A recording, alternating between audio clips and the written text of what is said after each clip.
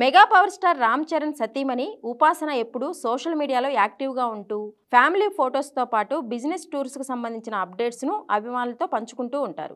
తాజాగా హైదరాబాద్లో జరిగిన ఓ కార్యక్రమంలో ఉపాసన కుమార్తె క్లీంకారాతో కలిసి రాష్ట్రపతి ద్రౌపది ముర్మును కలిశారు. ఆ ఫోటోలను సోషల్ మీడియా వేదికగా షేర్ చేశారు. ప్రపంచ శాంతి కోసం జరుగుతున్న గ్లోబల్ స్పిరిచువాలిటీ మహోత్సవంలో భారత రాష్ట్రపతిని కలవడం ఆనందంగా ఉంది.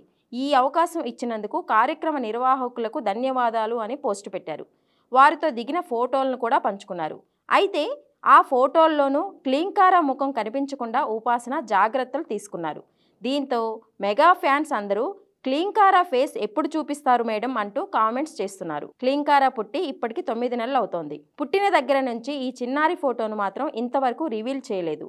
క్లీంకారాను చూడాలని మెగా అభిమానులంతా ఎంతో ఈగర్గా ఎదురుచూస్తున్నారు. ఇప్పటికే చరణ్ ఉపాసన కుమార్తెతో బయటకు వెళ్లినా ఫేస్ కనిపించకుండా జాగ్రత్త పడ్డారు. మెగా ఫ్యామిలీ ఫంక్షన్స్లోనూ ముఖం కనిపించలేదు. ఉపాసన ఫోటోలను షేర్ చేసినా కూడా క్లీంకారా ఫేస్ కనిపించకుండా ఎమోజీలతో కవర్ చేస్తూ వస్తున్నారు. అయితే మెగా వారసురాల్ని ఎప్పుడు పరిచయం చేస్తారో చూడాలి మరి.